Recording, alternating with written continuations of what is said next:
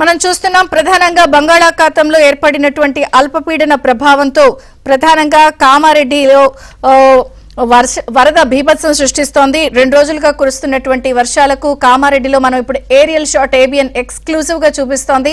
వరద తాకిడి ఏ స్థాయిలో ఉందో కూడా మనకు కనిపిస్తోంది. 2 రోజులుగా అలుపెరకగా కురుస్తున్నటువంటి ఈ వర్షాలకు కామారెడ్డి పరిస్థితి ఏరియల్ వ్యూ చూస్తున్నాం. ఎక్కడికక్కడ జలమయంగా మారిపోయిన పరిస్థితి. ఇళ్లు అలాగే ప్రధానంగా నివాస ప్రాంతాలు, నివాస సముదాయాలు అన్నీ కూడా వర్ష ప్రభావానికి స్పష్టంగా లోనైనట్టు కనిపిస్తోంది. వర్ష ప్రభావిత జిల్లాల్లో ప్రధానంగా కామారెడ్డి అత్యధికంగా కూడా తెలంగాణ ప్రాంతంలో ప్రభావాన్ని ఎదుర్కొంటోంది.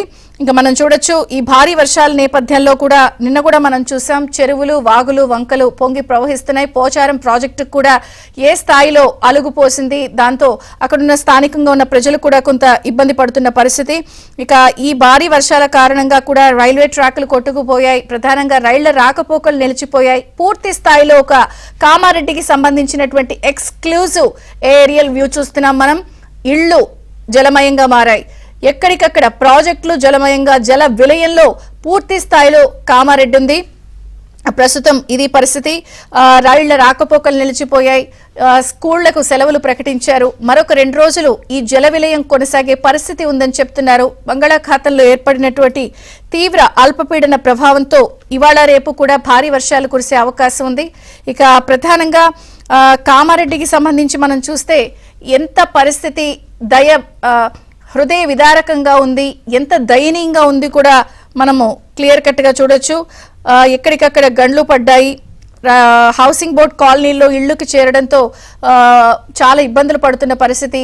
ప్రజల్ని వరద సహాయ శిబిరాలకు కూడా తరలిస్తున్న పరిస్థితి.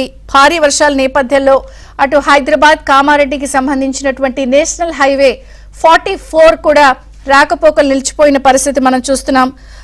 ఇదే కాకుండా కామారెడ్డి జిల్లాలో ప్రాజెక్టుల పరిస్థితి కూడా కొంత గందరగోళంగానే ఉంది. వరద పోటెత్తడంతో వంతెన పైనుంచి కూడా నీళ్లు పారుతున్నటువంటి పరిస్థితి పూర్తి స్థాయిలో నిన్న కూడా మనం ప్రత్యేకంగా చూసాం. ఇప్పుడు ఏరియల్ షాట్ లో చూస్తే కూడా చాలా బిల్డింగుల్లో కూడా ఫస్ట్ ఫ్లోర్, సెకండ్ ఫ్లోర్ దాటి కూడా వరద ప్రవహిస్తున్న పరిస్థితి మనం క్లియర్ గా ఏరియల్ వ్యూలో చూడొచ్చు. మొదటి అంతస్తు, 2వ అంతస్తులో కూడా వరద జల విలయం స్పష్టంగా కనిపిస్తోంది. ప్రత్యేకించి ఈ స్థాయిలో ఎప్పుడూ కూడా వరద చూడలేదు అని చెప్పి అక్కడ స్థానిక ప్రజలు, స్థానికులు ఆందోళన వ్యక్తం చేస్తున్నారు. కేవలం కామారెడ్డి జిల్లాలోని రాజంపేట మండలం కానీ లేకపోతే బికనూరులో 27 సెంటీమీటర్ల వర్షపాతం కేవలం ఒక్క రోజులోనే నమోదైంది. అటు తాడ్వాయిలో 27.5 సెంటీమీటర్ల వర్షపాతం నమోదైంది. రాజంపేటలో అయితే 24 సెంటీమీటర్లు, లింగంపేటలో 22.5 సెంటీమీటర్లు. మనకి స్పష్టంగా ఏరియల్ వ్యూ చూడొచ్చు. పూర్తి స్థాయిలో కామారెడ్డిలోని అనేక నివాస సముదాయాలు కానీ, అనేక మండలాలు కానీ, అనేక అపార్ట్మెంట్లు, గ్రామాలు పూర్తి స్థాయిలో జల దిగ్బంధంలో చిక్కుకున్నాయి. వరుణుడు ఉగ్రరూపం చూపించినటువంటి పరిస్థితి, ప్రాజెక్టులు గండిపడిన పరిస్థితి, ప్రధానంగా వరద పోటెత్తడంతో వంతెనపై నుంచి నీళ్లు పారుతున్న పరిస్థితి, రాకపోకలు నిలిచిపోయిన పరిస్థితి. మొత్తంగా కామారెడ్డి అస్తవ్యస్తంగా ఉంది. ప్రజలు ఈ స్థాయి వరదని ఎప్పుడు గత 10 సంవత్సరాల్లో కూడా చూడలేదంటున్నారు.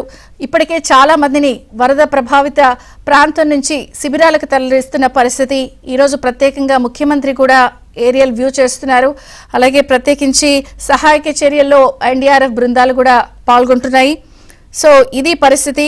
నేషనల్ హైవే కూడా రాకపోకలతో మూశారు. కామారెడ్డిలోని ఎక్స్క్లూజివ్ ఏరియల్ వ్యూని ఏబిఎన్ ఆంధ్రజ్యోతి చూపిస్తున్న పరిస్థితి.